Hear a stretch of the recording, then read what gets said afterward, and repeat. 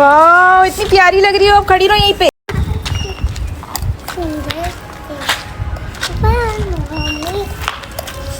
अभी शूज दिखाओ, शूज दिखाओ।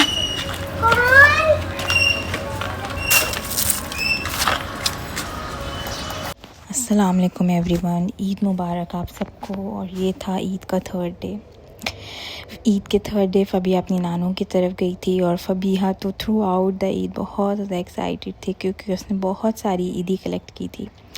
फ़बिया को हमेशा ही हर जगह से बहुत ज़्यादा प्यार मिला है क्योंकि वो ननियाल में भी सबसे पहली बच्ची थी और ददियाल में भी अपनी पहले घर की बच्ची थी। तो फ़बिया हमेशा सबकी ही फेवरेट रही है, चाहे वो ननियाल में आनी हो, इसकी अक्का हो, नानो हो, नाना हो या कज़न्स हो। इसी तरह से ददियाल में दादा की तो जैसे जान ही बसती है फ़बिया में, और फ़बिया की भी जान दादा हैं। तो सबसे ही बहुत ज़्यादा प्यार है इसकी चाचू फुप्पो, और चाचू फुप्पो दादो सबकी ही फेवरेट है और सब माशाल्लाह बहुत ज़्यादा इसको प्यार करते हैं।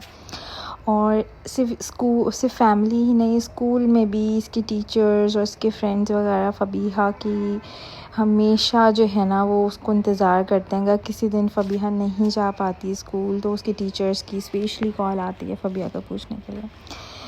तो बस यही है, फ़बिया ने बहुत ज़्यादा इंजॉय किया और फ़बिया को तो ड्रेसिंग अप उसको हमेशा से वैसे ही बहुत ज़्यादा पसंद था। ये इसने अपनी आनी की तरह सेम पुस्से पहने थे और ये बहुत एक्साइटेड थी। और पता नहीं, मैंने तो नोटिस किया है कि जब बच्चों को बोलूँ ना एक सर्टेन पोज़ में एक पिक्चर लेनी है तो उन्होंने सारे दुनिया के पोजेस बना लेना है, लेकिन वो एक पिक्चर ढंग से नहीं लेनी। और यहाँ पे यही फ़बिया कर रही थी कि अब इसका मूड ऑफ हो रहा था। इसने कहा मम्मा मैंने पिक्चर्स नहीं लेनी। बहुत ही मुश्किल से जो है ना मैंने इसको जो है कन्विंस किया है और इसने कहा चले मम्मा ले लें आप पिक्चर्स। तो इसने थोड़े से पोजेस बनाए तो मैंने इसकी पिक्चर्स ले ली। ये ड्रेस लेमन कलर का था और इसके साथ प्लाज़ो पैंट्स थी और इसके साथ नेकलेस था। नेकलेस इसने खुद ही चूज़ किया है कि मम्मा आई वांट दिस नेकलेस, और इसने खुद ही लिया है। और मेहंदी भी इसने बहुत शौक़ से लगाई है। और जो है जूते इसको हमें पिंक चाहिए थे, pink is her favourite colour. तो उसने शुरू ही में कह दिया था कि मम्मा आई वांट पिंक शूज़। तो फिर मैंने डिसाइड कर लिया था कि रादर दैन कि मैं इसके लिए मैचिंग के शूज़ लूँ, मैं इसको पिंक ही दिला दूँगी। तो ये थी फ़बिया की ईद। और बस यही मौके होते हैं जहाँ फैमिलीज़ जो हैं वो आपस में इकट्ठे होती हैं। और फैमिलीज़ भी कितनी बड़ी ब्लेसिंग होती है ना, चाहे वो आपके ग्रैंड पेरेंट्स हो, चाहे वो दादा दादी हो, नाना नानी हो। अल्लाह ताला फ़बिया के नाना नानी दादा दादी सबको जो है वो बहुत सेहत दे और लंबी ज़िंदगी दे और उनका साया हमेशा इस पर सलामत रहे और इसी तरह से आपस में सबके प्यार और मोहब्बत रहे।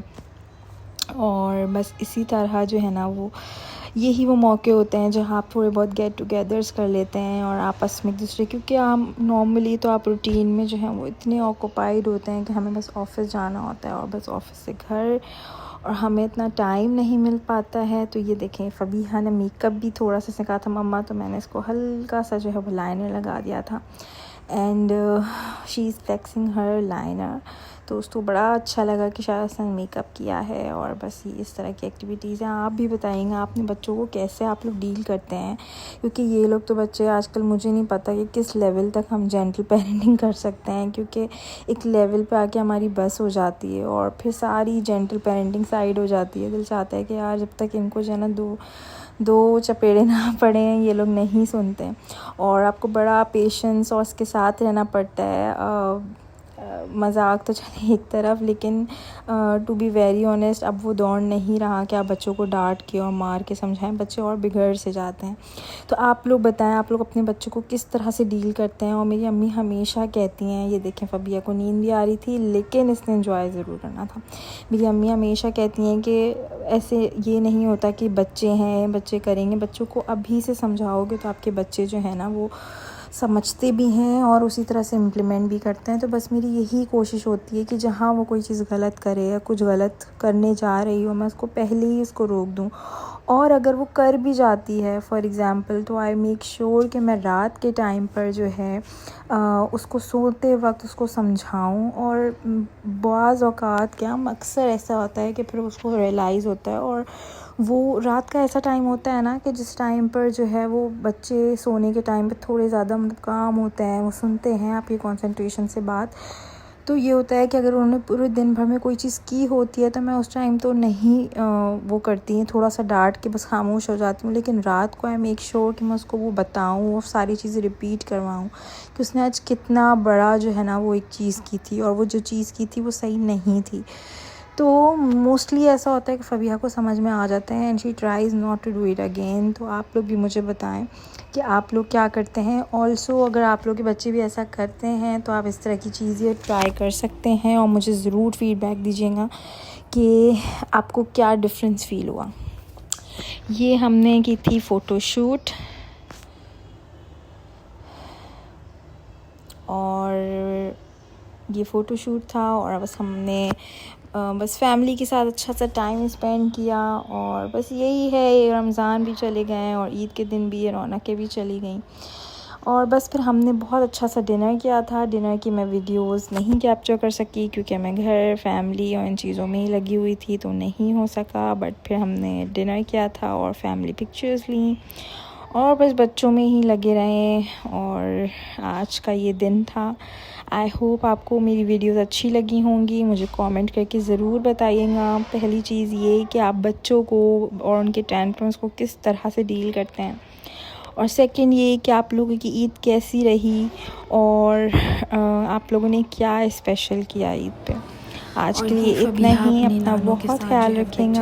इंशाल्लाह नेक्स्ट व्लॉग में मिलते हैं। अल्लाह ब्लेसिंग होती है, और ग्रैंड पेरेंट्स तो बहुत बड़ी ब्लेसिंग कुछ होती है। वीडियोस हैं, चाहे वो दादा दादी हों या वो नाना नानी हो, अल्लाह ताला फ़बीहा के दादा को, दादी को, आप लोगों से नाना नानी नेक्स्ट व्लॉग सबको जो है वो लंबी ज़िंदगी दें और उनका साया हमेशा सलामत रखें। ये वो ब्लेसिंग है जिसका कोई भी नाम नहीं होता।